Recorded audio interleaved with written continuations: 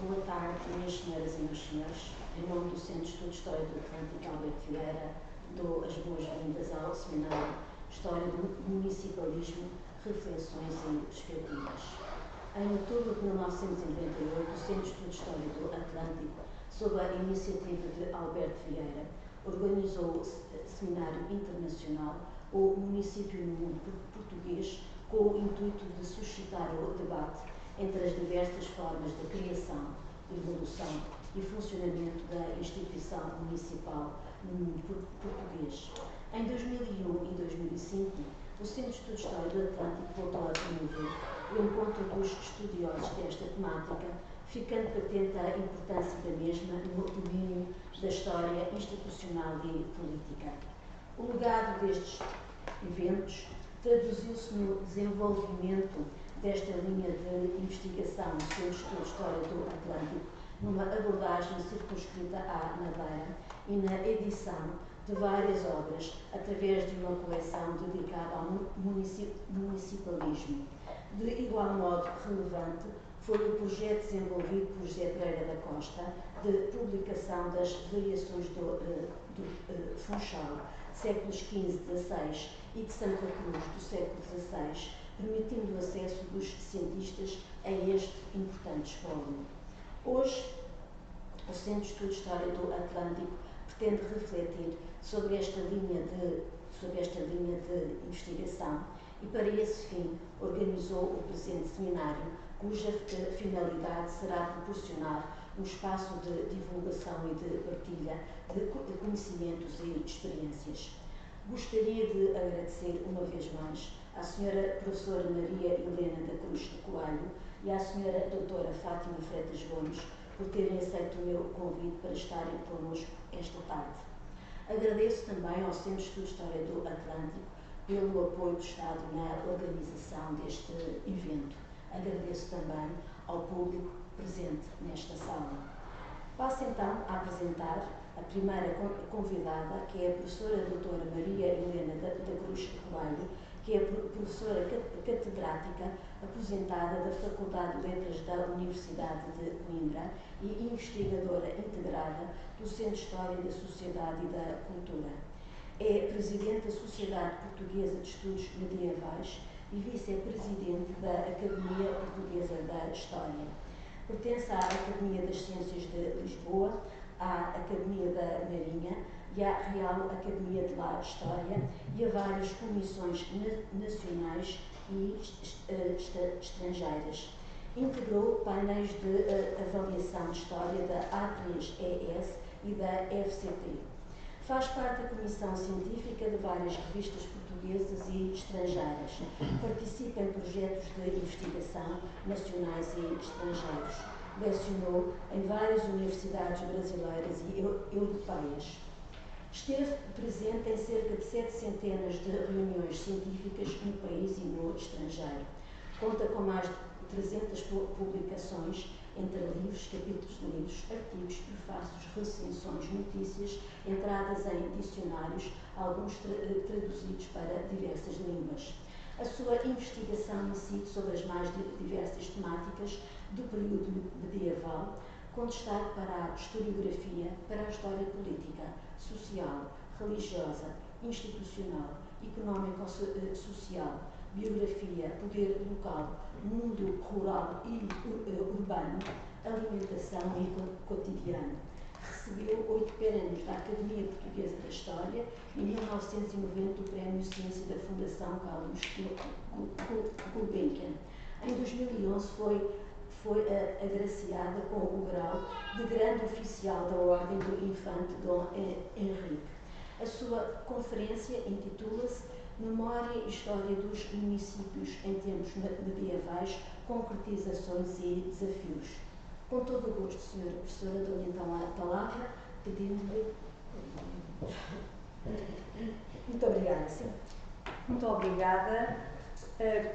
Começo por cumprimentar o Sr. Diretor do Centro de Estudos de História do Atlântico, Dr. Alberto Vieira, Dr. Filipe Santos, que tem sido amabilíssimo nas ligações que comigo tem estabelecido para concretizar esta vinda.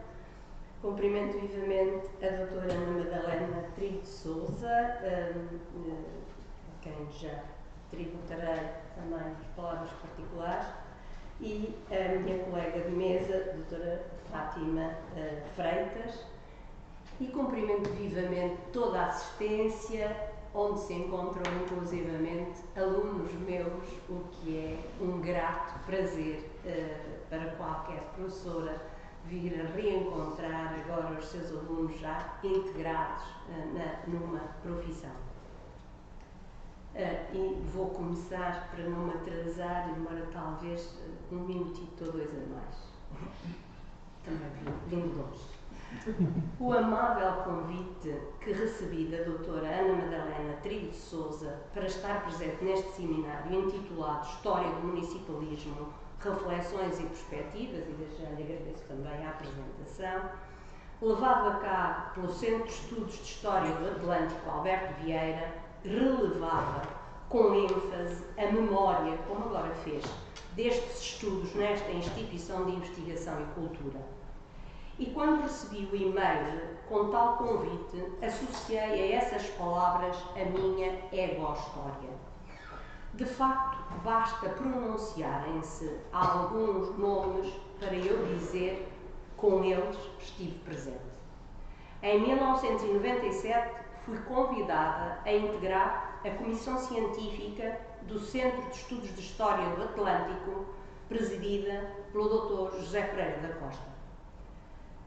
Primeiro vulto que me traz lembranças do continente e desta ilha, enredadas em investigações de arquivo, em provas académicas, em organização de reuniões científicas, em visitas pela Madeira. Lembranças de um homem comprometido com a ciência e com a cultura. Lembranças de um amigo que, no aconchego da sua amizade, me ofereceu a sua casa para desfrutar em família. Com profunda emoção, aqui expresso uma sentida e saudosa homenagem ao Dr. José Pereira da Costa. A este Centro de Estudos de História do Atlântico, duas outras figuras se associam,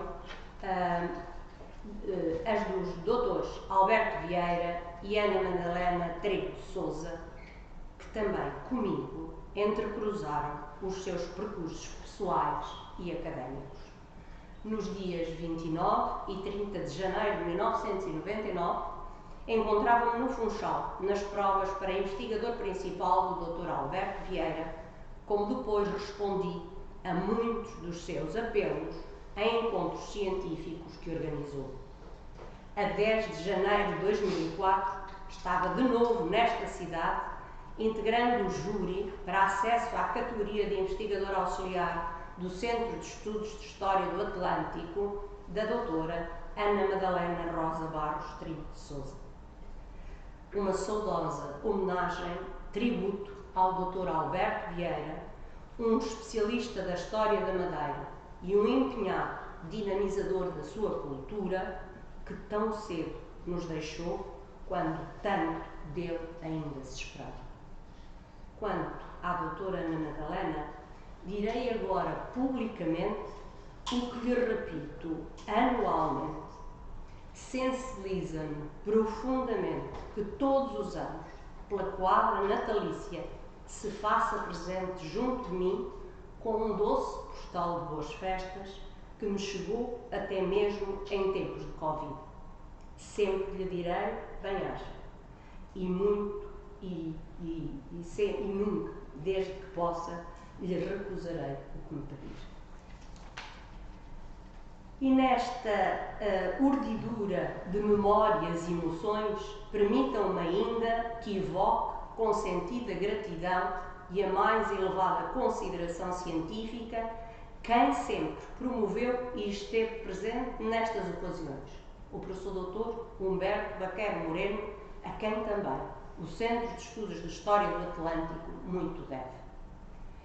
E passando das pessoas para as realizações, e como recordava a doutora Madalena no seu convite, em 1998 o Centro de Estudos de História do Atlântico, sob a iniciativa de Alberto Vieira, organizou o Seminário Internacional Um Município no Mundo Português, com o intuito de suscitar o debate entre as diversas formas de criação, evolução e funcionamento da instituição municipal no mundo português.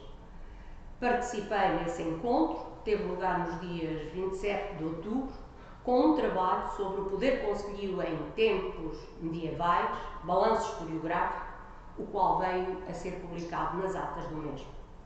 Não compareci no segundo seminário, que terá sido realizado, creio que em 2001, mas de novo participei no terceiro Seminário Internacional História do Municipalismo, Poder Local e Poder Central no Mundo Ibérico, que teve lugar no ano 2005, onde apresentei o estudo do relacionamento do Poder Municipal e do Poder Central em Cortes, que saiu a lume no ano seguinte.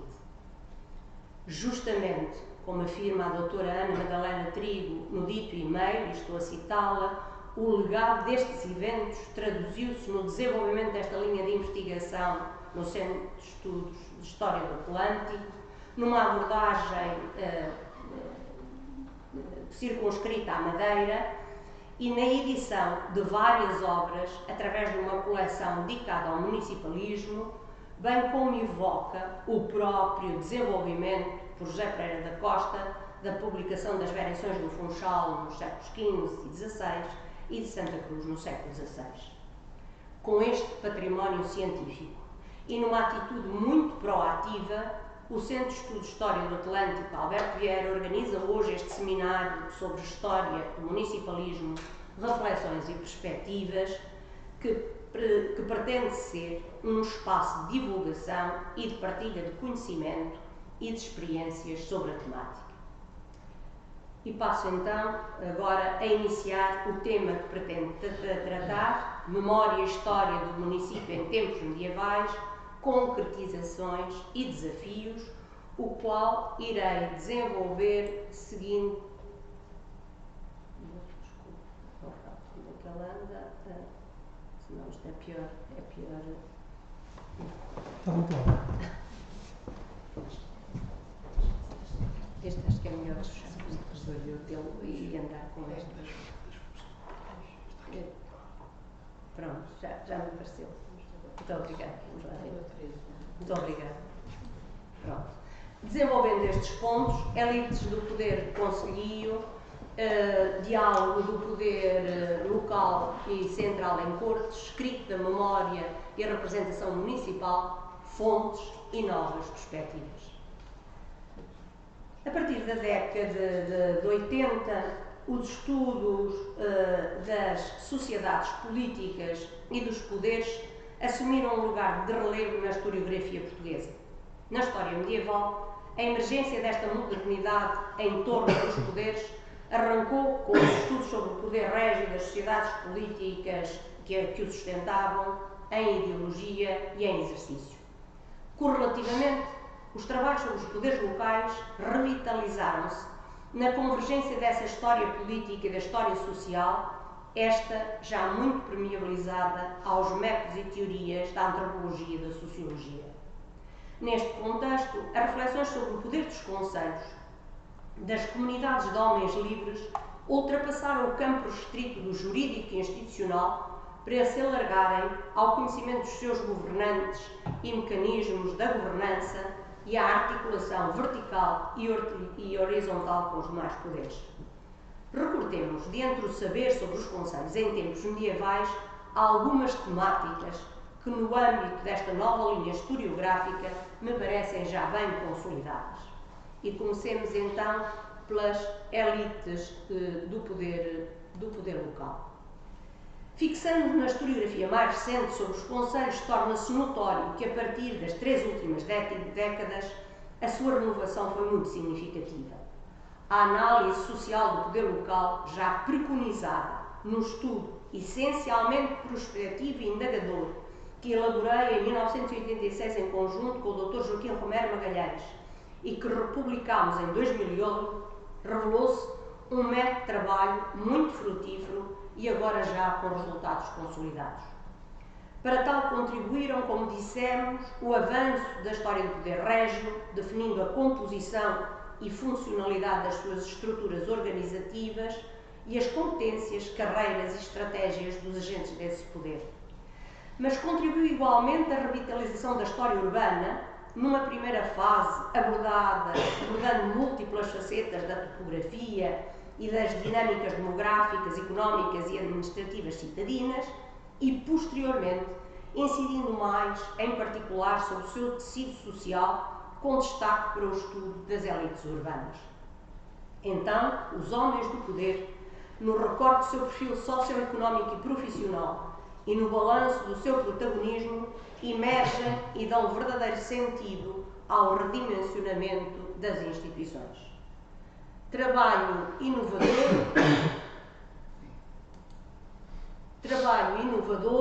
foi o de Adelaide Milano Costa, que aplicou aos governantes do Porto nos finais do século XV o método prosopográfico que havia sido ensaiado no estudo dos homens do desembargo régio. Percorreu carreiras, mandatos e tempos de estadia no poder destes homens e condensou em fichas prosopográficas uma massa de informação relevante para os estudiosos do municipalismo. Com esta metodologia de trabalho, se veio então a cruzar o campo de investigação sobre as elites urbanas.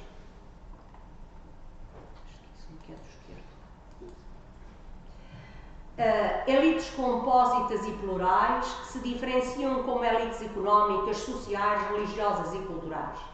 Justamente o Centro de Investigação em História da Universidade de Évora desenvolveu um projeto, em 2001, em torno das elites e redes clientelares na Idade Média, uma observação centrada em Évora, que abrangia as diversas elites, do clero secular, dos homens da mercancia ou da produção agrícola, para além dos governantes municipais, tendo mesmo promovido 2 colóquios sobre a temática. Dentro desses corpos restritos e superiores de notáveis, recortam-se de facto as elites do poder municipal, que constituem um patriciado, uma aristocracia ou uma oligarquia, consoante as especificidades dos governos urbanos ou a terminologia dos historiadores, como um conjunto ainda mais reduzido e se bem que não imutável nem completamente fechado. Tais elites de poder são constituídas por gente nobre ou gente rica, mas de uma riqueza diferenciada, proveniente dos réditos agropecuários ou do comércio e do capital. Mas permeabilizam-se aos homens que se notabilizam pelo saber, cruzando-se mesmo com os oficiais da burocracia régia. E na evolução geracional, os agentes e as famílias do poder têm ciclos de ascensão e decadência. Os estudos que se foram realizando evidenciam esses homens, famílias e linhagens de governantes locais e dão a conhecer a sua composição social, as suas estratégias de conquista, permanência e exercício da liderança, o seu modelo e comportamento aristocratizante, como não menos o seu interrelacionamento ou mesmo miscigenação com o oficialato régio da justiça, do fisco ou do militar. A tese de doutoramento de Mário Farelo, defendida em 2009 sobre a oligarquia camarária de Lisboa nos séculos XIV e XV, pode assumir-se como um ponto de convergência dessas investigações. Nela se aprofunda a orgânica do poder municipal lisboeta, caracteriza-se a oligarquia camarária no individual e no coletivo, desde os seus requisitos e ligações ao centro urbano até à sociologia do grupo, e evidencia-se como, na cidade-porto por excelência que era Lisboa, essa elite camarária estava muito dependente do poder régio. A análise da oligarquia de uma outra cidade-corte, desta vez Évora, foi em 2016 tema da tese de Joaquim Serra, que estuda com profundidade o perfil socioeconómico e a carreira das elites de poder évorense. Assim, já hoje se pode afirmar com segurança que no Porto, 43% dos oficiais camarários da segunda metade do século XV eram mercadores e cidadãos, e 37% escudeiros, maioritariamente, e cavaleiros, vassalos de reis, fidalgos e eclesiásticos.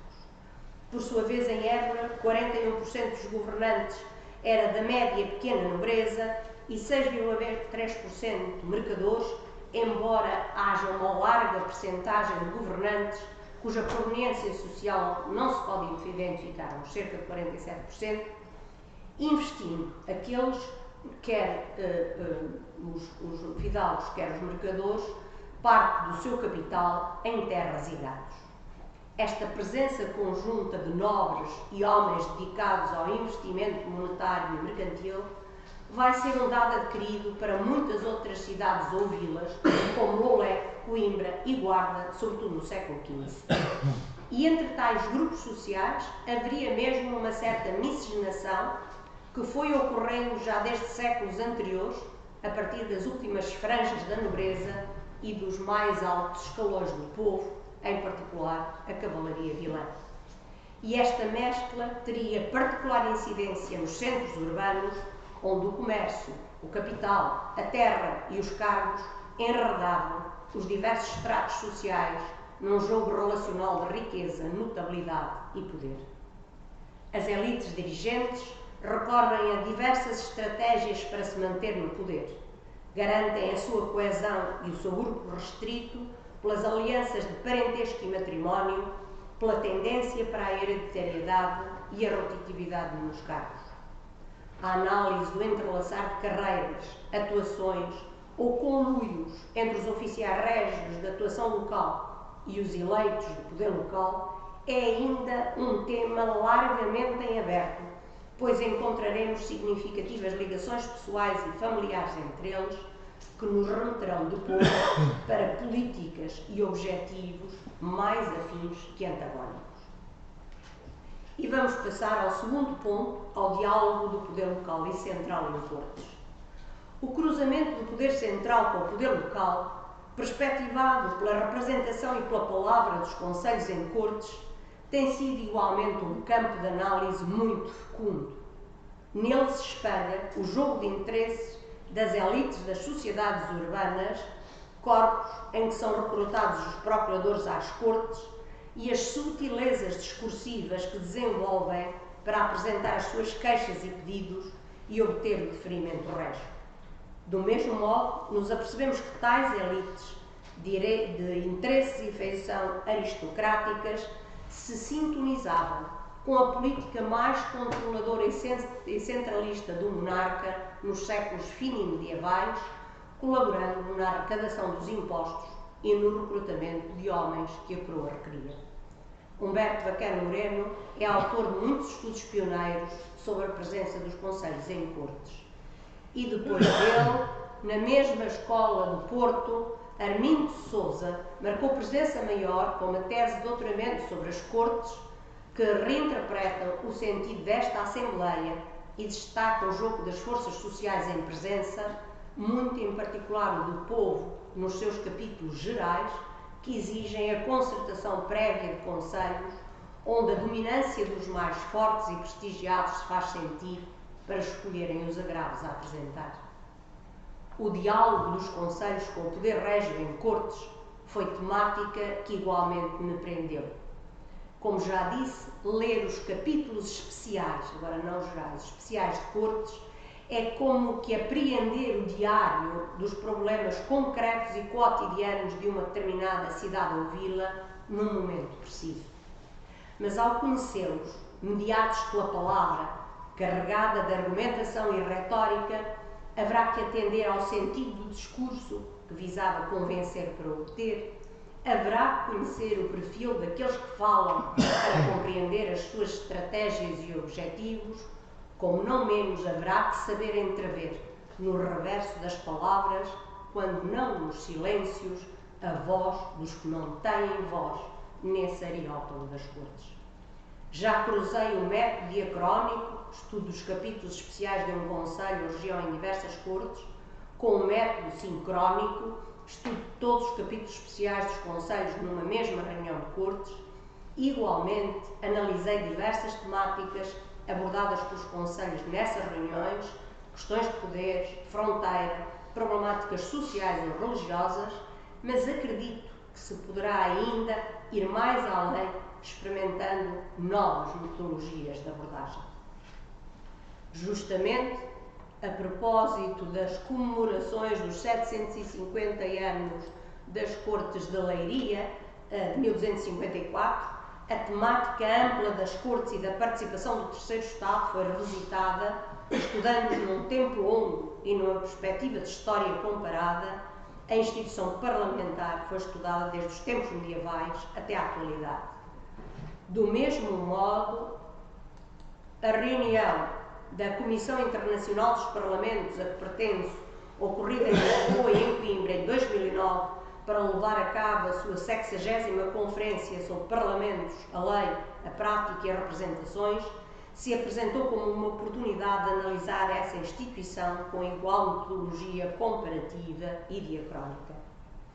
Os discursos em cortes, proferidos pelas elites de poder, que podem variar num espectro que vai desde uma média e pequena nobreza a proprietários fundiários, mercadores e detentores de capital, ou até alguns homens do saber, quase nunca são pronunciadas pelos trabalhadores agrícolas ou os mesteirais, o que nos pode levar a questionar a problemática dos governantes e dos comuns, portanto, dos que mandam e dos que trabalham e são mandados. Marcelo Caetano atentou nesta problemática do peso dos artesãos, mas creio que há ainda largo campo para sopesar o papel e protagonismo dos mesteirais, muitos deles com capacidades e meios de intervenção social, atuando como um contrapoder. Enunciei já esta questão numa conferência ao Congresso sobre o Poder Local, é um livro do lado esquerdo, em tempos de globalização, saindo em 2002, como não menos tenho vindo a refletir sobre as delegações não oficiais presentes em cortes, que guindam para a ribalta política os problemas e as carências dos lavradores do termo concelhio ou dos mesteirais e da gente simples, como se intitulam, da sede urbana. O conhecimento da massa trabalhadora artesanal, que alguns estudos de mestrado e doutoramento nos têm oferecido, relevando salários e preços dos artefatos produzidos, ou salientando a relevância económica, social, associativa e política dos artesãos, serão contributos sólidos e fundamentais para o redimensionamento da análise dos poderes e contrapoderes nas sociedades urbanas. Num recente estudo de 2022, abordei as elites em cortes com base no conceito político de bem comum, referente ideológico assente na prevalência do benefício coletivo sobre os interesses particulares. Na retórica argumentativa do discurso que sustenta os pedidos e agravos dos procuradores concelhios em cortes, o bem público e o bem comum apresentam-se como os objetivos de um bom governo e das decisões justas que deviam ser tomadas no processo político. Percebe-se, porém, que nos encontramos face a uma noção aberta que é mobilizada com diferentes finalidades práticas pelos diversos atores. Na verdade, as elites urbanas fundamentam muitas das suas exposições com o objetivo do prol comum, que tanto pode favorecer os seus interesses de grupo político, social e económico dominante, como pode favorecer o proveito geral da comunidade e dos dominados, aqueles que sustentam em trabalho, serviços e tributos a vida urbana.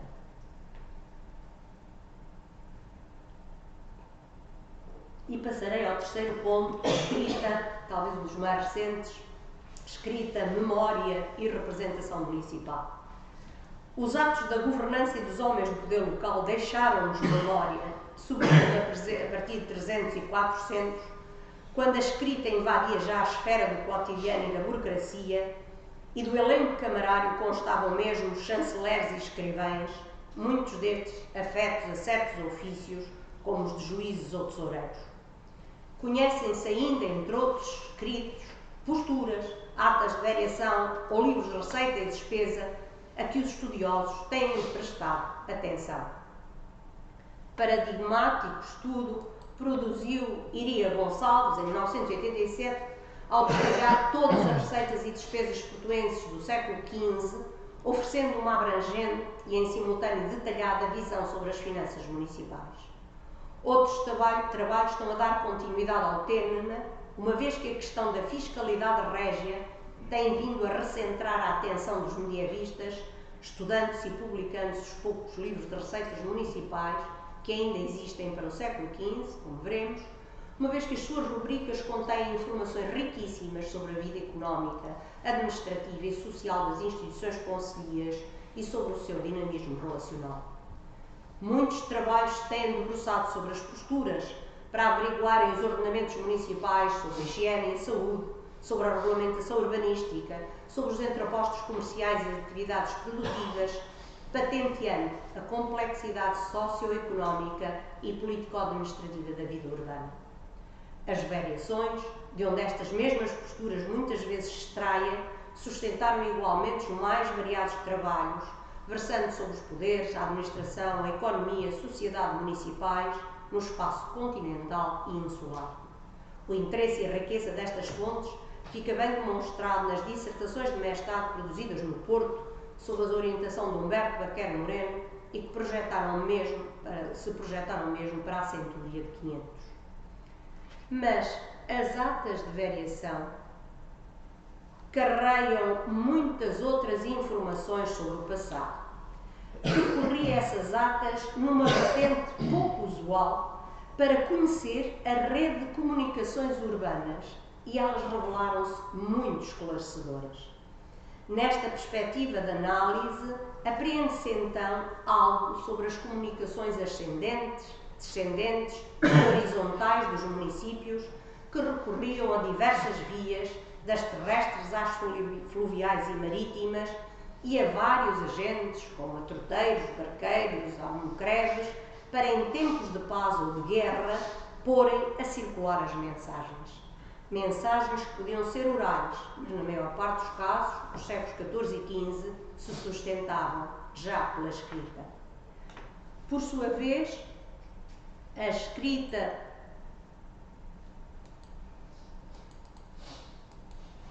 e os escritos dos documentos concelhios vêm cada vez mais convocando os estudos dos especialistas. No Congresso da Comissão Internacional Diplomática, a que também pertenço, e esse congresso debruçou sobre a diplomática urbana na Europa e foi realizado em Gânica em 98, José Marques Carvalho, homem e eu própria, apresentámos um estudo sobre diplomática municipal portuguesa que, atentando na produção e memória escrita dos concelhos, apontava para diversas problemáticas e temas a desenvolver neste âmbito. Depois dele, já abordei a questão das chancelarias municipais, 2009, como num outro estudo, 2004, havia evidenciado o protagonismo dos agentes da escrita no aparelho de governo das cidades e vilas portuguesas, maiormente dos tabeliães, esses possíveis precursores da nova cultura jurídica em meios de província, como já foi notado. Saber e poder foi a relação que avaliei em quadro amplo, mas onde, obviamente, o mundo concelhio esteve presente, equacionando-se o peso da formação académica na assunção de certos cargos e funções administrativas. Se já Marcelo Caetano alertava para o papel dos letrados e legistas nesse relevante período de 1303-1385, a pesquisa sobre o percurso e graus universitários de corregedores, juízes e outros oficiais terá ainda de continuar e ser até bem mais aprofundada. Justamente o projeto JusCom, financiado pela FCT, que decorreu entre 2013 e 2015, e o qual também integrei com o saudoso professor António Espanha, dedicado à investigação sobre os juízes das terras e os juízes de fora, serviu para, em quadros comparativos peninsulares, debater com detalhe a temática da formação e protagonismo destes oficiais. E está para sair muito em breve os resultados desta obra. A vasta temática da produção escrita e dos detentores do saber no âmbito das circunscrições municipais continua a captar investigadores e a ser melhor aclarado. O conhecimento sobre os tabeliães é já relevante, sobretudo depois da tese de doutoramento de Bernardo Sá Nogueira, que aprofundou os seus ritmos de implantação e consolidação e de diversos estudos parcelares sobre a vida e a atividade de muitos deles em diferentes vilas e cidades. Filipe Arroldão, numa senda de investigação ainda pouco explorada, estudou na sua dissertação de mestrado em 2006 a gênese da produção, do uso e da conservação da documentação escrita emanada de 3 dos mais importantes concelhos do Reino de Portugal, a saber, Coimbra, Santarém e Lisboa, entre 1179 e 1325. Tese que orientei, bem como a que ela produziu a seguir. Esta autora, em 2016, produziu e alargou o enquadramento destes estudos para épocas mais avançadas, estudando a escrita e os poderes em Évora entre 1415 e 1536. Os corpos documentais existentes na Câmara da cidade, integral ou parcialmente preservados, permitiram-lhe construir uma geografia dos objetos escritos nas diferentes escrivaninhas do concelho, elencar homens da escrita e aferir dependências funcionais entre os agentes produtores e receptores e, não menos, identificar os critérios e as razões de conservação documental no arquivo da Câmara da cidade. De facto, como salientei num recente estudo de 2021, Práticas e Memórias da Governança, Escrever, Comunicar, Arquivar, no mundo urbano de 300 e 400, o crescimento exponencial da escrita foi acompanhado de uma diversificação de tipologias documentais em correlação com os poderes de que emanava. Assistiu-se ainda a uma verdadeira revolução documental, passando-se do suporte elementar dos documentos para um suporte complexo. As cartas e os documentos isolados deram cada vez mais lugar à documentação em forma de livros, como por exemplo os tomos. Por sua vez, os documentos apresentam uma escrita serial que responde aos objetivos de uma reorganização política mais controladora e eficiente. Impôs-se uma escrita vertical que arrolava, nominava e contava, uma escrita que se assumia como uma adequada operatória de controle fiscal, militar, político e administrativo, de que se socorriam todos os poderes.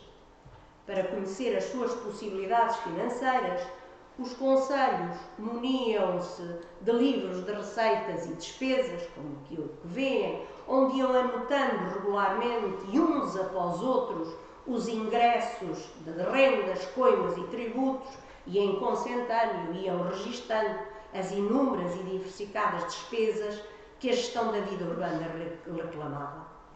De igual modo, os governantes locais necessitavam de conhecer os seus vizinhos e saber quem pagava ou servia, quem vendia ou produzia, como este arrolamento que aqui têm das receitas e despesas do Porto, da renda das boticas dos judeus, ou quem sustentava a guerra e quem trabalhava, como esta listagem dos privilégios dos besteiros. Recorria-se, pois, a esta escrita serial de fácil acessibilidade e que muito servia a uma rápida e dominadora fiscalização de homens e serviços. Na verdade, como bem se sabe, o volume e a variedade da documentação concelhia, sobretudo nos séculos XIV e XV, são muito significativos. Basta lembrar, a título de exemplo, que no ano 1443 se guardava numa arca do município de Montemor Novo, não esta, porque esta é a arca da Universidade de Coimbra, é só pus para imaginarmos uma arca, como nos descreve, mas isto sabemos o que lá estava dentro, porque nos descreve uma ata da sua variação, e vejam o que lá estava: um tomo de bens, um livro de foros, um livro de penas, um livro antigo, 14 livros de receitas e despesa, 12 livros de variação, 2 cartas seladas com capítulos de cortes, 66 documentos selados com selos de cera e chumbo, um alvará régio, 2 forais, 2 livros de procuradores e 46 livros de hospital. Inequivocamente, os documentos produzidos e recebidos pelos municípios, preservados, arquivados e guardados em preciosas arcas, eram património de grande valor, como se tinha já consciência em tempos medievais, não hesitando por isso os inimigos em roubar ou queimar em tempo de guerra, como fizeram, por exemplo, os castelhanos nas guerras no tempo de Dom João I. Os documentos assumiam-se como monumenta, sustentadores da identidade e da memória concelhias, muitos deles munidos com selos de rica simbologia que a sigilografia municipal cada vez mais vem descodificando. A íntima relação da sigilografia com a documentação municipal foi essencialmente apreendida a partir da obra de Marquês de Abrantes, o estudo da sigilografia medieval portuguesa, dando a reprodução e descrição de vários selos municipais. Havendo outros pequenos estudos sobre sigilografia municipal, mais recentemente esta ciência tem interessado os especialistas que nos seus estudos atendem ao sentido validatório, mas também imagético do selo. Dispomos até já da autoria de Saúl António Gomes de um guia de estudo sobre a sigilografia portuguesa, 2008, e ainda de um outro seu estudo mais especializado em torno dos selos e da documentação das chancelarias municipais. Símbolos, representações, rituais e cerimónias identificam e propagandeiam o poder municipal, como cada vez mais os desvendam os historiadores. A representação do poder e da individualidade dos concelhos afirma-se assim em marcos personificadores e simbólicos como os passos, os pelourinhos, as bandeiras, que, embora de difícil apreensão, dada a escassez dos primeiros, que datem de tempos medievais, a maior parte dos passos que temos são quinhentistas, bem como a maior parte dos pelourinhos, este será uma da pouca exceção, e a inexistência de qualquer estandarte concelhio, embora conheçamos referências à sina ou bandeira dos concelhos, digo que também estes marcos simbólicos não têm passado despercebido aos historiadores e vêm sendo cada vez mais objeto de estudo.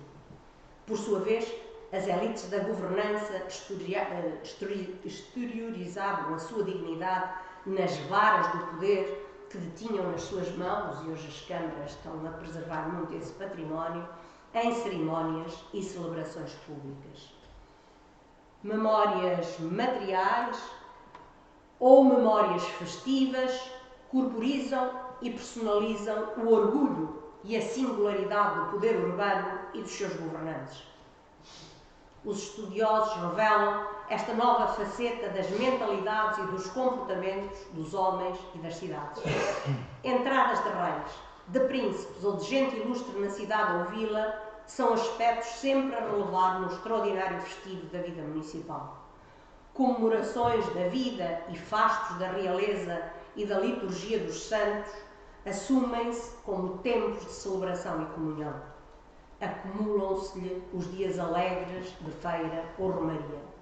E a todos suplanta essa festividade única do corpo municipal, que é a festa do corpo de Deus, iconografia do poder, das hierarquias e do trabalho nas cidades e vilas portuguesas, que muito tem seduzido os historiadores. E vou passar para o último ponto, fontes e novas perspectivas. O avanço do saber científico sobre a história do municipalismo é muito devedor da publicação de fontes, seja de produção municipal ou régia, o que tem sido incentivado nos últimos anos. Nas décadas mais recentes, fruto do renovado interesse pela história dos homens do poder conselheiro da sua política municipal, muito se progrediu na edição dos principais núcleos documentais municipais dos séculos XIV e XV. No que diz respeito às variações, dispomos das do Porto, século XIV e XV, quase todas, das de Loulé, de XIV e XV, e mais recentemente, já de 1585-86, das de Montemor Novo do século XV, das do Funchal de XV e XVI e de Santa Cruz da Madeira de XVI, para além de alguns fragmentos de outros, mas talvez ainda muito mais possa vir a ser conhecido e transcrito, sobretudo para séculos posteriores. Os livros de receitas e despesas deram-se a conhecer para Montemor Novo e Gonçalo da Silva publicou no ano transato os livros de receita e despesa de Loulé de 1375 a 1518, esperando-se para breve a edição dos livros de receitas e despesas do Porto. Esta documentação é importantíssima, não apenas para conhecer as finanças concelhias, mas todo o desenrolar do cotidiano de trabalho e de vida, eu até já tenho estudado a alimentação por elas, das atividades produtivas e da vida relacional dos vizinhos de uma cidade ou vila. Uma outra fonte municipal que nos remete para a regulamentação da vida urbana são as posturas. E se de há muito possuíamos a transcrição das de Lisboa, desde 2012 dispomos da edição completa e atualizada das posturas municipais de Évora do século XV, que até já sustentou a investigação de uma dissertação de mestrado me orientada sobre a regulamentação do trabalho nesta cidade. Pensemos também nos avanços da edição da documentação de produção régia que nos interessam para a nossa temática. A publicação das chancelarias régias permitiu percepcionar o diálogo mais concertado ou conflituoso entre o poder régio e os poderes locais, do senhorial ao concelhio, entre muitas outras temáticas. E temos já hoje, ao dispor a chancelaria dos condes, de Afonso Henriques, Sancho I, Afonso III, alguns livros da chancelaria de Dom Dinis, a sequência das chancelarias de Afonso IV e Dom Pedro, toda a chancelaria de Dom João I, a chancelaria de Dom Duarte e, em breve, irá sair a tão esperada chancelaria de Dom Fernando. Por seu turno, os trabalhos sobre a representatividade dos concelhos, os pedidos e agravos nelas apresentados, que revelam a vontade e a ação dos mandantes locais e o discurso retórico produzido pelos procuradores municipais ou pelo monarca, perpassado de formações ideológicas e políticas, viram-se muito apoiados com a publicação das cortes. Completamente editadas estão as cortes de Afonso IV, Dom Pedro e Dom Fernando, e para a segunda dinastia as de Dom Duarte, de 36 a 38, as de Afonso V, 38, 39, 41 a 47, e ainda as de Dom Manuel, 98, 99 e 502. Este trabalho ímpar, Centro de Estudos Históricos da Faculdade de Ciências Sociais e Humanas da Universidade Nova de Lisboa, liderado pelo Dr. João Alves Dias e dinamizado pelo Dr. Pedro Pinto, tem incentivado muito significativamente os avanços do recorte temático da abordagem do diálogo institucionalizado dos concelhos com os monarcas. E mais especificamente pensemos na edição de Forais. A magna obra oitocentista Portugália, monumenta histórica no volume Leges et Consuetudines, oferece-nos a edição dos forais otorgados desde Fernando Magno a Dom Afonso III, e não apenas os condais e régios, mas também os forais particulares de nobres e eclesiásticos. Acrescentam-se-lhe ainda alguns foros longos ou costumes de determinados concelhos fronteiriços da Beira, da Extremadura e do Alentejo. Mas no ano de 2017, António Matos Reis publicou uma versão atualizada das Leges et Consuetudines, onde inclui as cartas de foral particulares e régias até Afonso II, justamente com as cartas de povoamento da mesma cronologia, acompanhadas de excelente índice ideográfico, onomástico e toponímico, que muito facilitam a sua consulta. No ano transato de 2022, sob a minha coordenação e com a colaboração da Ana Rita Rocha, foram publicados os forais de Dom Dinis, muitos deles ainda inéditos e nunca editados em conjunto, incluindo um estudo sobre o contexto político da concessão dos forais de Dom Dinis e seguido de índices antroponímico, toponímico e ideográfico. A sua mais-valia acresce pelo facto de ser um e-book publicado pela Imprensa Nacional Casa da Moeda, que está, portanto, disponível globalmente de forma gratuita a todos os interessados sobre a temática municipal. Percebe-se que a concessão dos forais de Dom Dinis estava plenamente integrada nos seus objetivos políticos de afirmação do poder régio, de contrabalançar o poder senhorial, de consolidar a defesa das cidades e vilas fronteiriças, de incentivar o povoamento de terras de maior dificuldade de atração de gente, de valorizar todos os setores produtivos, a agricultura, a criação de gado, o aproveitamento das riquezas das florestas e subsolo, da pesca e da salinicultura, de impulso ao comércio interno e externo. Dom Dinis recorreu, por isso, a diversas estratégias nesta concessão de forais. Deu novos forais a localidades que já os concediam. Concedeu mais que uma carta de foral a certas terras, conciliando os interesses locais com os régios. Atendeu a pedidos de populações para lhes serem concedidos forais. Deu fim a contendas com a outorga de forais. Aceitou a compra de forais. Propôs novos acordos com os concelhos já existentes, que tanto favoreceram os seus interesses como os da coroa. E tendo-se publicado os forais de Dom Dinis, atende-se, a partir de originais ou dos seus traslados mais antigos, dado que os livros de registros de Dom Dinis são uma cópia do século XV da conhecida Reforma de Zorara, colhem-se ainda nesta edição informações relevantes e do maior interesse histórico sobre o Arquivo Real, onde muitas vezes se iam procurar as cartas de foral a trasladar, sobre o relacionamento entre o poder local e o poder régio e sobre a articulação entre a chancelaria régia e as municipais. Para além das vertentes histórica e cultural, e sendo os forais de Dom Dinis escritos em latim e em português, a sua publicação carrega ainda informações linguísticas relevantes. Claramente se evidencia que na primeira metade dos anos 80 do século XIII ainda predominava na chancelaria régia a língua latina neste tipo de cartas como nas demais. Mas a partir de meados da década e até 1292, se bem que haja flutuações, prevalece já o português na elaboração das cartas de foral. E, inequivocamente, a partir desse ano de 1292, o português passa a ser a língua pela qual Dom Dinis faz chegar a algumas vilas e povos do reino a sua decisão de as promover em instituições concelhias. De facto, nesta década de 90, o português passa a ser a língua oficial adotada na chancelaria real, ainda que não se conheça a ordem de Dom Dinis que assim o determina, se é que existiu. Haverá ainda que ser estudada a mutação da linguagem escrita que ocorreu na chancelaria régia, na transição dos anos 80 para os anos 90, analisando em correlação com a tipologia documental, pelo que julgamos pertinente também a este nível cultural, o que nos é dado comprovar a partir deste diplomatário foraleiro.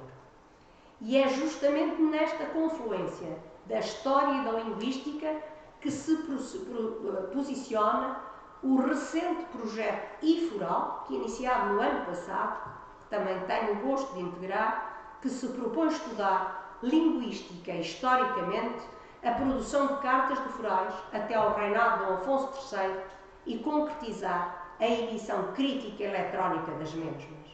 Trata-se de um projeto largamente devedor das humanidades digitais, do qual se esperam inovadoras perspectivas interpretativas desta documentação ímpar, que são as cartas de foral para a institucionalização municipal.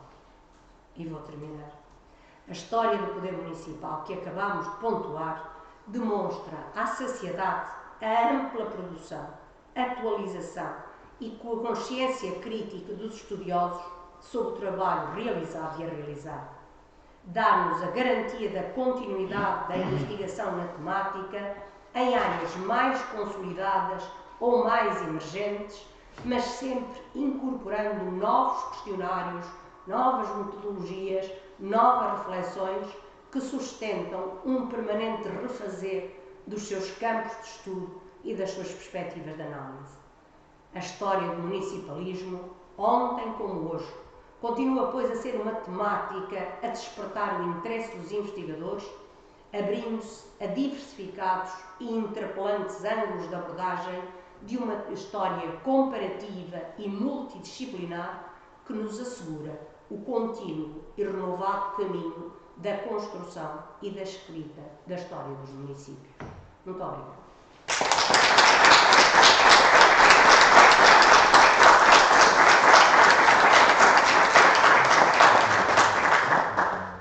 Muito obrigada, professora. Foi um gosto ouvi-la. A sua riquíssima apresentação. Muito obrigada também pelas amáveis palavras que dedicou a estes estudos. E recordámos um pouco também da sua história. É verdade. Com todo o gosto, vou então abrir o debate ao público. Se tem alguma questão, por favor, digam.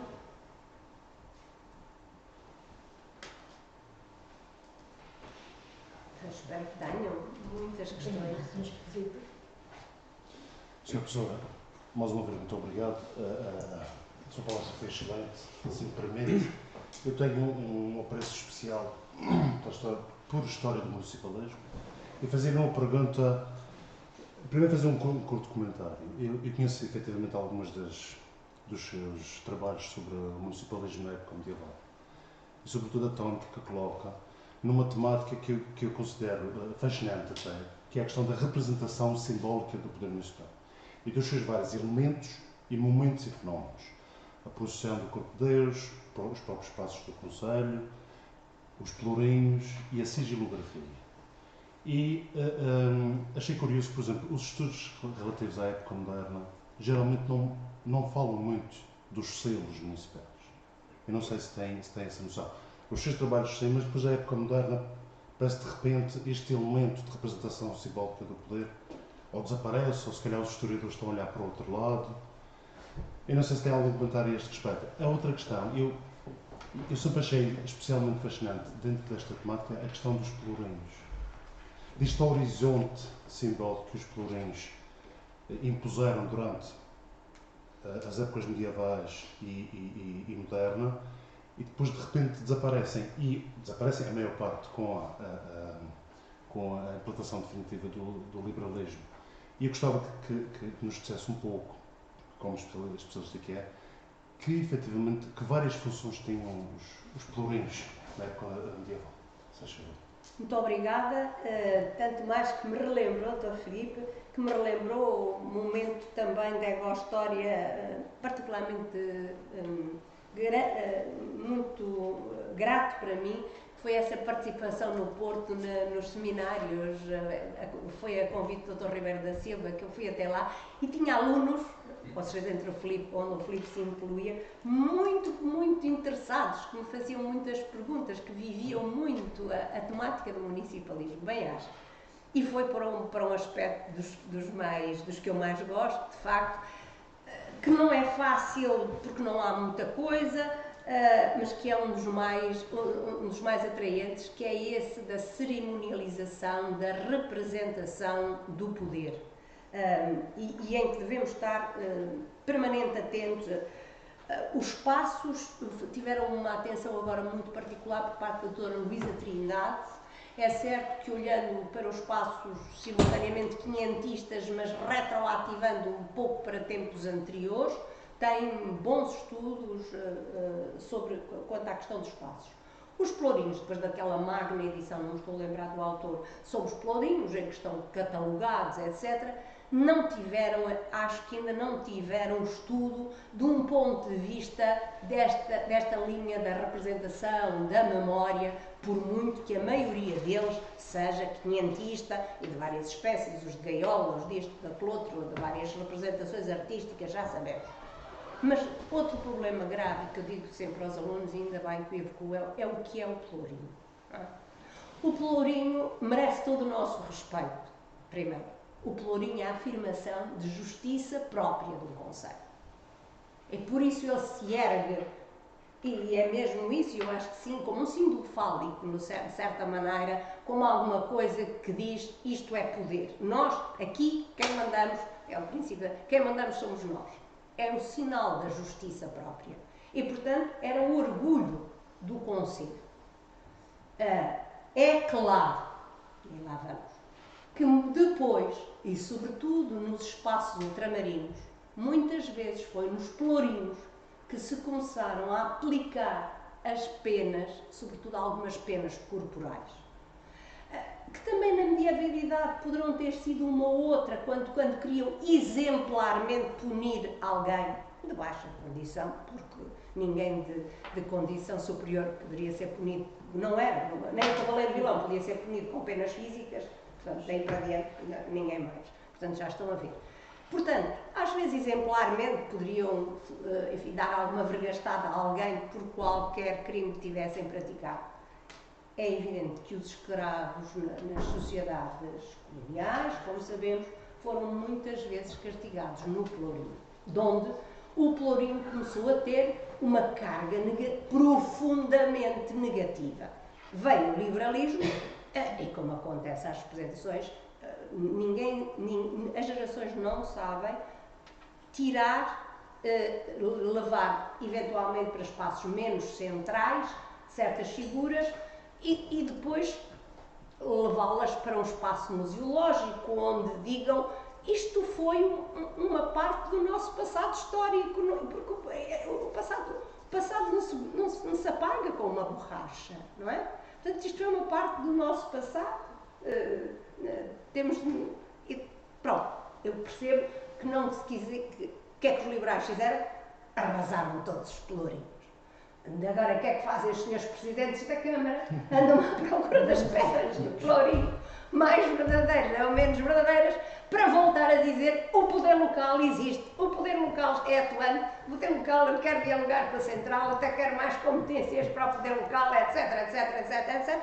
Eu apoio vivamente os senhores presidentes, só às vezes não apoio que eles vão buscar uma pedrinha da calçada quando já não a têm, e mais valia fazerem eventualmente uma construção odierna e relembrar, se têm eventualmente uma pintura, se têm, podem refazê-la e dizer Constituição a partir de a gravura tal, e isso é legítimo e é muito bom.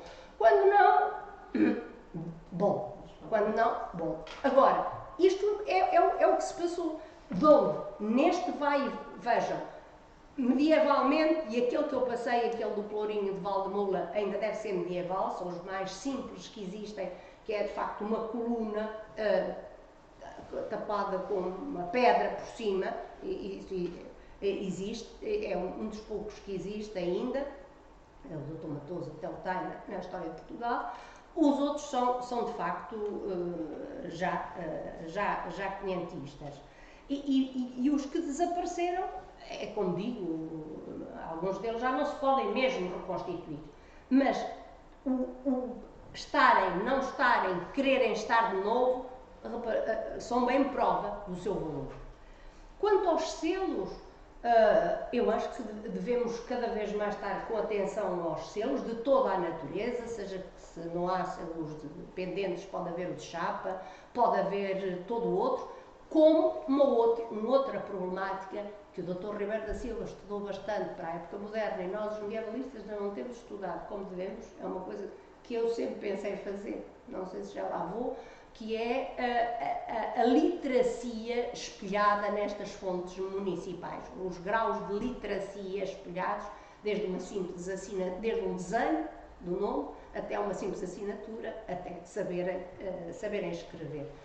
E a iconografia dos selos continua a ser algo de extraordinariamente importante.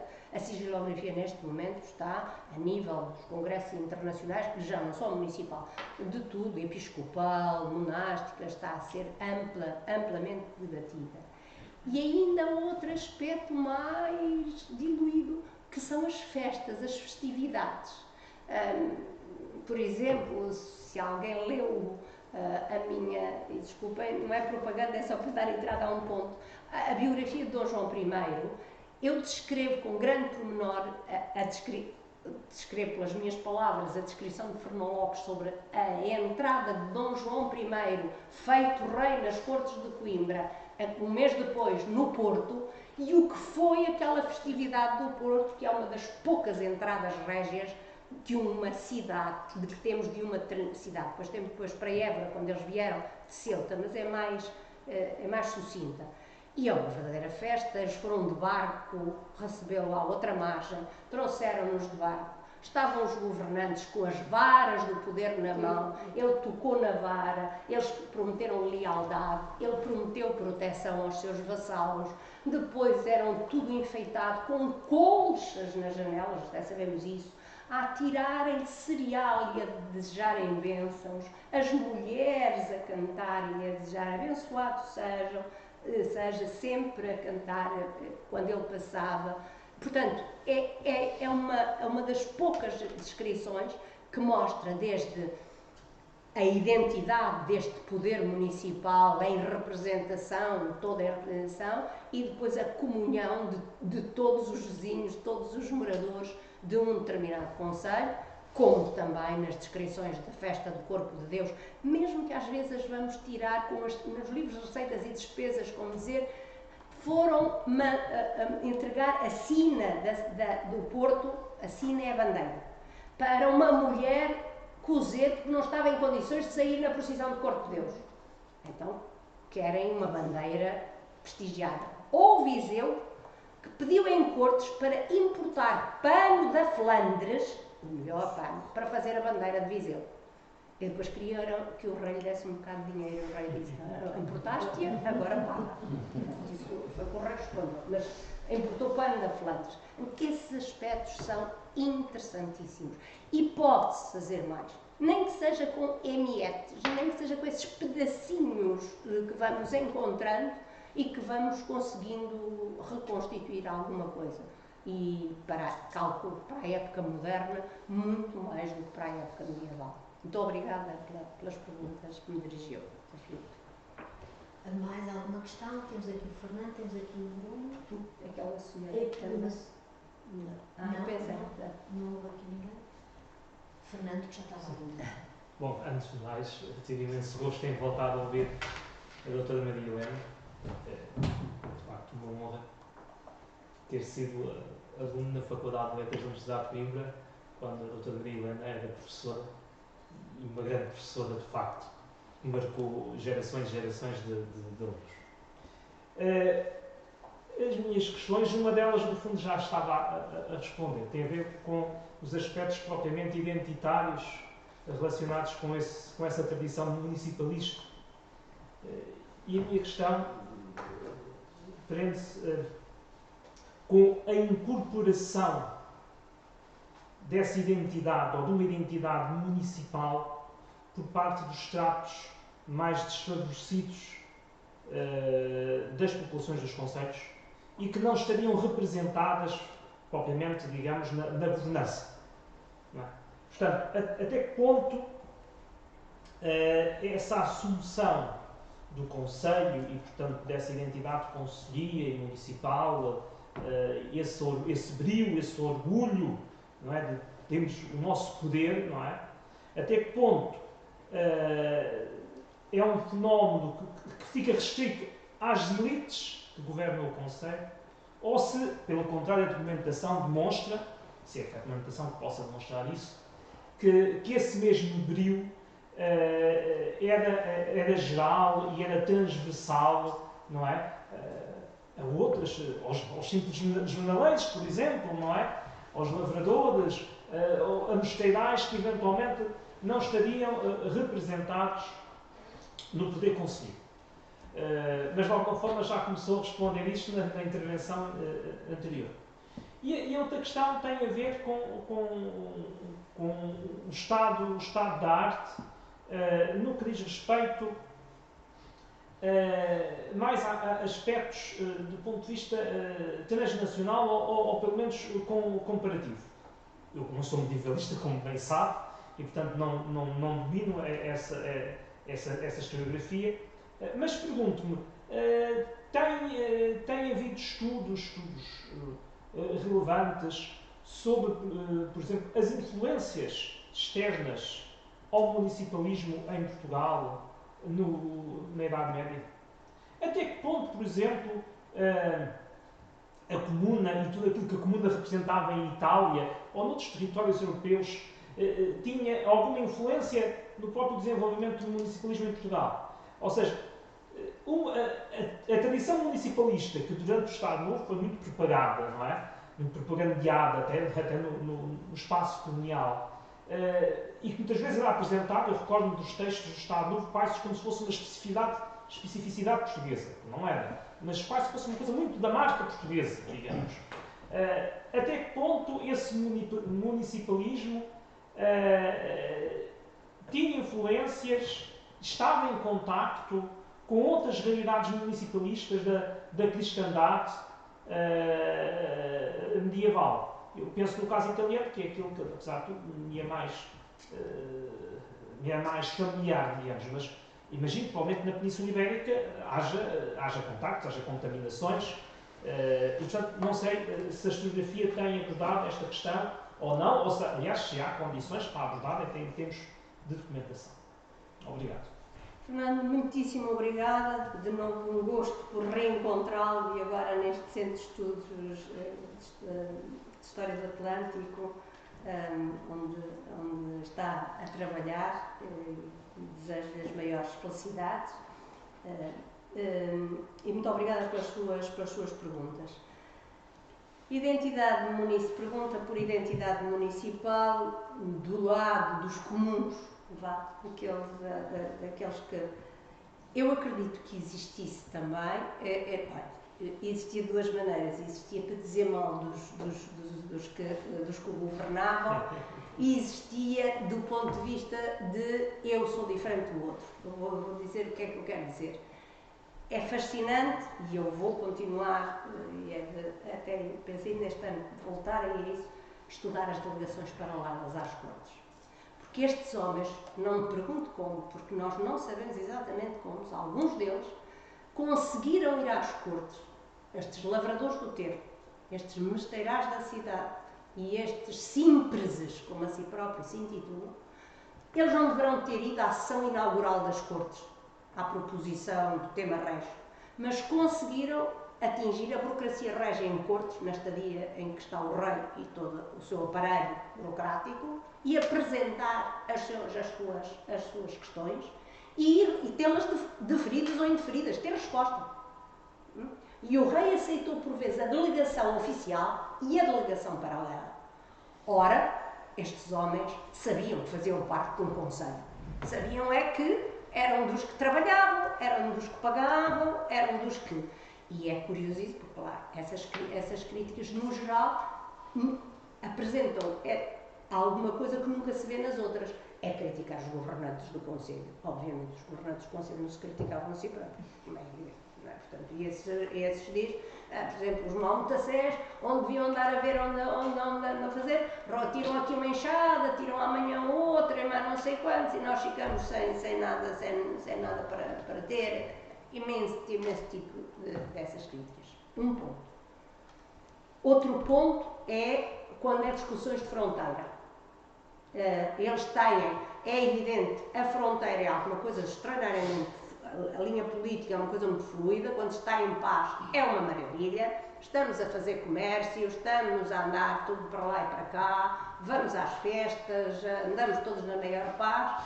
Quando estamos em guerra, as coisas são diferentes e realmente começa a haver problemas.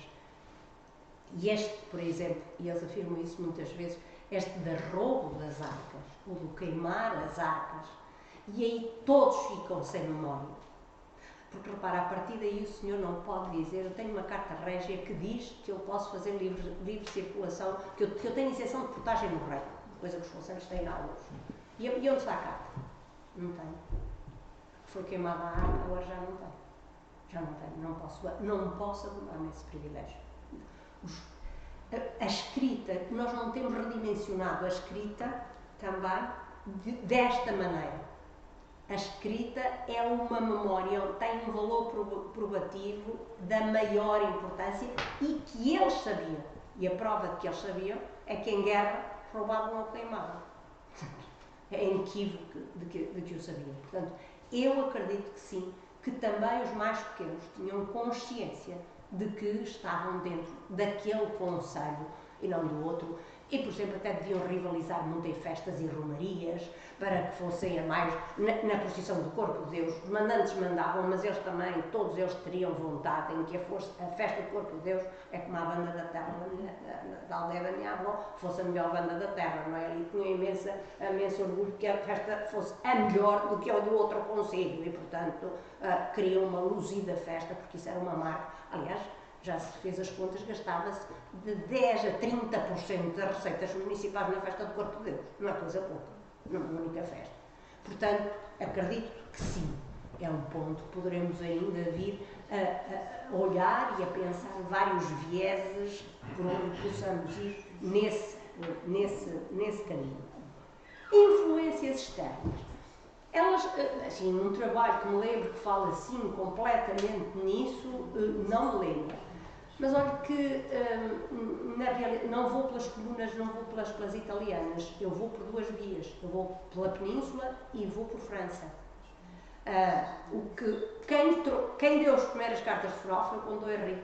Ele vinha da Borgonha, ele conhecia os burgos, ele sabia o que eram aquelas localidades daqueles homens fora das cercas, etc., que tinham pedido liberdades para comerciar, portanto, e ele traz essa memória. Ele chama Burgo, justamente a Guimarães, e eu acho que também chama Burgo a Constantino de Panoias, que são os primeiros forais de 1095 e 1096.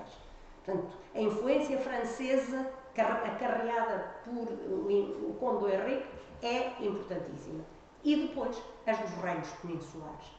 Por exemplo, quando o Bispo do Porto dá Foral ao Porto, está a seguir os modelos de Sahagún.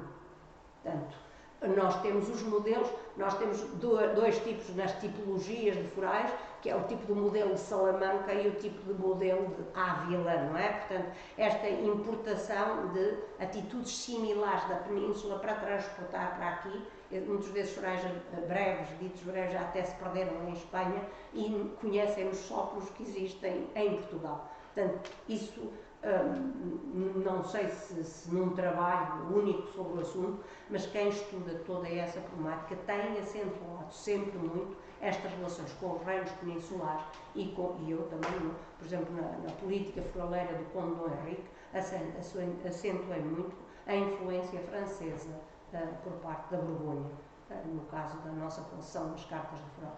E depois nós somos precoces. Neste caso somos precoces, fez parte de uma política bilateral, interessava às populações e interessava aos que governavam, e ao lado do poder senhorial foi sempre criando um poder, outro poder concedido, que durante anos foi esquecido para os estudos históricos, porque se via só Portugal senhorial, na Idade Média só há senhorios e não, há senhorios e há conselhos. E eles foram contra poder em muitos momentos da história que podiam não ter dado. Eles apoiaram Afonso III, por exemplo. Eles estão a apoiar o mestre Davis. Eles estão a apoiar o regente Dom Pedro. Portanto, a história poderia ser outra se não tivesse havido este passado municipalista tão forte em Portugal, que vem, enfim, se quisermos, desde o tempo de Fernando Magno, que ainda consegue cartas de foral a terras que depois vieram a ser incorporadas no Condado portugalense, e depois são começadas a dar desde o Conde Dom Henrique, ininterruptamente, até Dom Dinis, de maneira muito sistemática, mas ainda Dom Pedro está a fazer conselhos, sobretudo por desanexação, e mais alguns outros. Não sei se respondi inteiramente. Sim, com certeza. Muito obrigada. Antes de mais, gostaria de agradecer toda a sua comunicação, doutora Maria Helena. A comunicação fez-me lembrar umas sextas-feiras de manhã, há mais de uma década quase, em que eu ouvia com todo o gosto, numa pequena saleta. A minha questão está muito associada a fontes e metodologia. A gente essencialmente analisa o poder municipal recorrendo a fontes típicas, forais, cortes régias, livros de variações, livros de receita e despesa. E a minha questão é se a doutora Maria Helena conhece alguma fonte inusitada que nos permita conhecer de igual forma a vida do município e o poder municipal. E se considera que há alguma metodologia das mais recentes que ainda não foi aplicada na sua plenitude ao poder municipal e que poderia também trazer novas ideias sobre o próprio poder. Muito obrigado. Bom, quanto a fontes, eu direi que em qualquer documento poderá encontrar elementos sobre conselhos. É uma questão, por exemplo, sentenças. Não é? Quer dizer, sentenças que estejam a envolver propriedades. Foi o caso, por exemplo, da doutora Filipa, para fazer esta tese, que foi dificílima, encontrava entre questões de propriedade, encontrava o selo, a dizer que não encontrava o selo, dizia neste documento foi posto o selo do Conselho. Nós dizemos, porquê? Eu estava ali a fazer uma venda ali com o doutor Filipe e está cá o selo do Conselho. Porquê? Porque temos de dar explicações, talvez porque as propriedades fossem por dentro do Conselho e as autoridades dissessem que queriam também validar esta transação, etc, etc. Portanto, eu direi, a nenhum documento nos deve escapar, porque é todo o documento de fundos monásticos, de fundos episcopais de mitras, de fundos de capitulares, todos podem ter um elemento sobre um conselho. Até podem ir referindo conselhos, porque vocês sabem que nem todos os conselhos têm um foral, ou porque se perdeu, ou porque não o tiveram mesmo, e, no entanto, com a sequência da sua história, passaram a conselhos e ficaram reconhecidos como tal. Portanto, a partir daí, até uma referência a um conselho que não sabíamos que era conselho, nos pode ser útil. Portanto, é estar com atenção a todas as fontes. Todas. Bom, para já, eu também acho que todas as fontes respondem cada vez mais a tudo. O nosso problema é um bocado, é o problema da história, por isso é que a história é uma ciência. Os nossos questionários é que têm de ser bem feitos e cada vez mais alargados e mais bem construídos, e temos de fazer, como estamos a fazer a experiência, se eu agora puser tinta azul, a ver se dá azul claro, azul escuro, etc, tenho de ir tateando.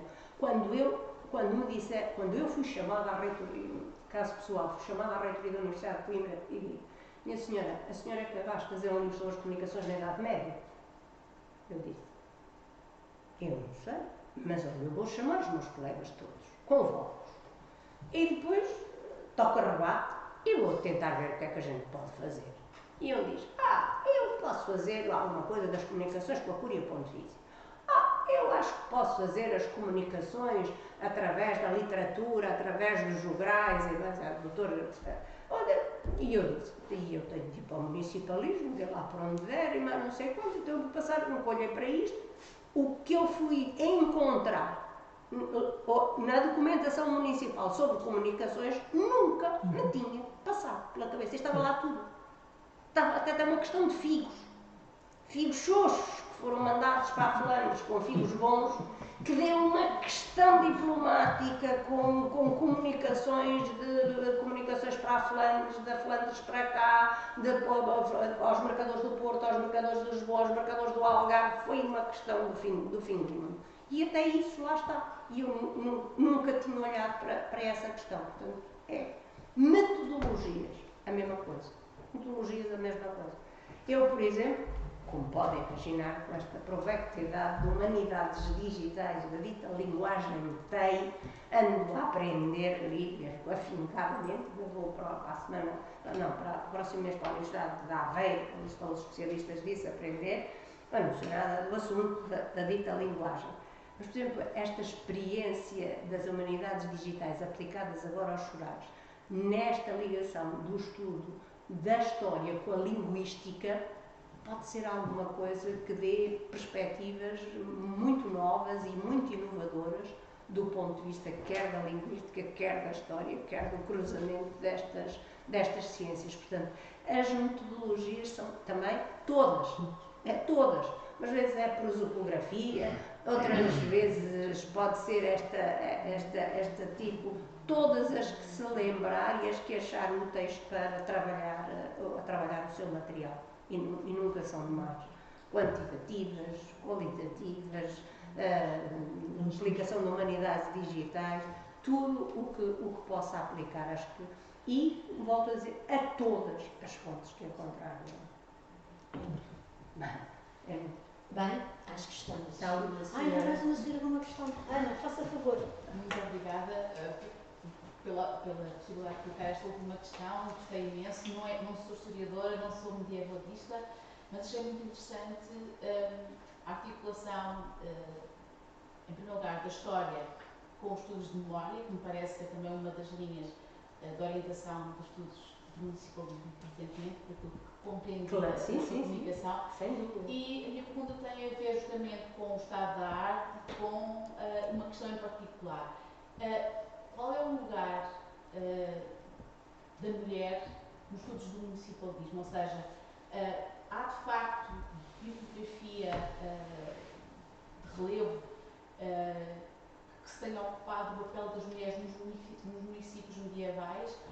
E faço esta pergunta porque eu sou de literatura e sei que o papel das mulheres, muitas vezes esquecido por parte da história, foi importante na Idade Média. E, portanto, a minha questão tinha a ver com isso, ou seja, qual é o papel que as mulheres estão a assumir no atual quadro dos estudos do municipalismo medieval? Muito obrigada por essa interessantíssima questão. De facto, o tema da memória é alguma coisa que está cada vez mais a aprender os historiadores.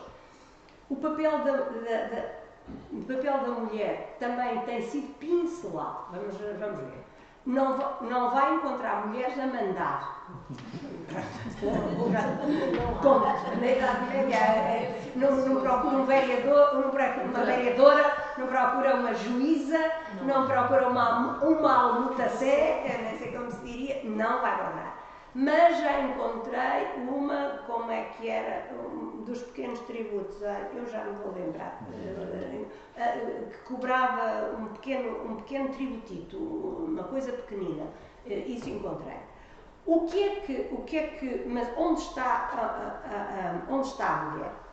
A mulher está, por exemplo, em temas de cortes. Dou-lhe muito exemplo. Viúvas ou mulheres a queixarem-se, não é elas a queixarem-se, são os procuradores dos conselhos a dizerem que, por exemplo, em cobranças de dívidas, bem em cobranças que já estão atrasadas, que até as mulheres que já morreram os maridos ainda têm de ser responsáveis pelas dívidas dos maridos. Portanto, olhar as cortes onde a mulher está, acho que já há 1 ou 2 estudos sobre isso, mas acho que ainda podem dar uma... Não a vamos colocar no poder, mas vamos colocá-la na vida pública. E na vida pública, sim. Por exemplo, o papel nas procissões é importantíssimo. Eu tenho um estudo absolutamente, enfim, acho que até precursor há muitos anos, era no tempo da Reina Pastor, que se dedicava muito a isso, e foi em Barcelona que eu apresentei, sobre a mulher e o trabalho nas cidades medievais portuguesas. E é lá que tenho essa pequena cobradora, um pequeno imposto. E realmente o papel da mulher no público, no mundo do trabalho, é fortíssimo. É fortíssimo. E há algumas profissões muito destacadas. O caso particular da padeira. Vocês tenham medo delas. Qualquer homem que aqui esteja dentro desta sala. Porque as padeiras tinham de ser mulher honrada e casada. Era uma mulher de força. E, portanto, também tinha força na língua. Portanto, a única blasfémia que encontrei nos meus milhares de documentos que vi para o Baixo Mondego foi dita por uma padeira que diz que dava o pão ao demo em vez de o dar a Deus, em vez de dar o dízimo a Deus. Isto devia dar excomunhão ou morte pela certa, e ela disse-o. Portanto, a força das mulheres na vida pública é alguma coisa. Na procissão do Corpo de Deus tem um grande papel. Estas mulheres dão muitas vezes, contribuem para os jogos que se vão circulando, e são as regateiras, as berceiras, mas não sei quantos que pagam esse jogo. Algumas destas mulheres pagam o touro. Há sempre corridas de touros na procissão do Corpo de Deus, e há certas profissões que são elas que pagam, elas, mulheres, elas desfilam na procissão do Corpo de Deus. Portanto, lá está, no mundo do trabalho elas têm um poder de tal maneira que têm representatividade no lugar na festa do Corpo de Deus. Saem todas as provisões, as masculinas, mas também as femininas. Saem no seu lugar na procissão do Corpo de Deus. Portanto, se tivéssemos dúvidas, aqui elas não tinham. Também, já olhei para a mulher muitas vezes, quando há alimentações coletivas no concelho, e o papel da mulher a fazer essas refeições, comprar, confeccionar os alimentos, mas também há um documento precioso de Lisboa, as mulheres a cartarem pedra e cal, ou o Fernão Lopes diz que as mulheres, quando estavam os castelhanos a cercar, até andavam a ir buscar, a trazer mantimentos para dentro e a cantar em loas ao mestre. Portanto, quer dizer, verdade ou mentira, na prosa do cronista, mas que elas estavam a trabalhar, para isso estavam mesmo, quer dizer. Portanto, isso é um viés que pode ainda ser muitíssimo explorado. Muito explorado, quer cortes, quer em documentação avulsa que existe, quer ainda olhar com outros olhos os livros de receitas, os livros de variação, tudo o que tenhamos sobre documentação. Ou as chancelarias. É ainda um tema. Muito obrigada por um tema tão atual, é por isso é que estamos aqui 3 mulheres, um tema e a pergunta de uma mulher tão atual, mas sim, tem de facto um papel importante. Aquela mulher que, lá está, queria cozer a bandeira. Foi uma mulher, é mesmo, tem lá, Guiomar, não sei quanto, tem um nome até dela. Devia ser uma bordadeira, qualquer coisa, que seria cerzir, não é? Usar a coisa que antigamente ainda se fazia. Ela devia ter sido entregue para cerzir a bandeira, não é? Portanto, e as mulheres aparecem muitas vezes nomeadas, não é? Portanto, podemos ainda fazer muitos estudos a esse propósito. Está recentemente, e é uma situação, as viúvas. Está recentemente a ser feita uma tese sobre as viúvas na época moderna, As viúvas reais, então aí com já as questões da expansão, as viúvas reais e as viúvas fictícias, não é? Que é aquelas que o marido anda longe e elas têm de gerir os negócios, ou que até nem se sabe se são viúvas reais ou se ainda não se sabe do marido. Eu ouvi a apresentação, enfim, do ponto da situação da tese ainda não está defendida, e será um estudo, está no Porto, a ser feito no Porto, é um estudo, não sei, não me lembro quem é o orientador, é um estudo extraordinariamente importante, e as viúvas também cá estão, também estão aqui na Idade Média e também são extraordinariamente importantes, e como eu costumo dizer, não havia melhor, só havia duas posições para a mulher, se nós não quisermos estar, sujeitas ao poder parental ou ao poder marital, que era o que todas as mulheres estavam sujeitas, só havia duas situações em que nós estávamos. Era ser viúva, e eu acrescento rica, pobre não ajuda nada, não é? A viúva rica, e abadesa. Não está sujeita a nenhum poder. Como é evidente. Muitas vezes nem ao bispo. Se eu fosse abadesa da Aroca, na minha Aroca, nem ao bispo tinha poderes episcopais, inclusivamente. Portanto, nem ao bispo eu estava sujeito. Eram as duas. E as viúvas têm, de facto, esse papel muito importante, brincando, mas não brincando, de poder administrar os bens, de poder deixar a riqueza aos seus filhos, de sabermos como é que se passa ao primogénito ou se distribui entre os demais, se há conflitos ou não há conflitos. É um tema muitíssimo interessante, esse aspecto. Muito obrigada por pergunta. Aliás, todas as perguntas foram extraordinariamente interpelantes e, como já viram, dou-me um gosto imenso de falar sobre o assunto, porque gosto mesmo desta temática. Muito obrigada. Muito obrigada.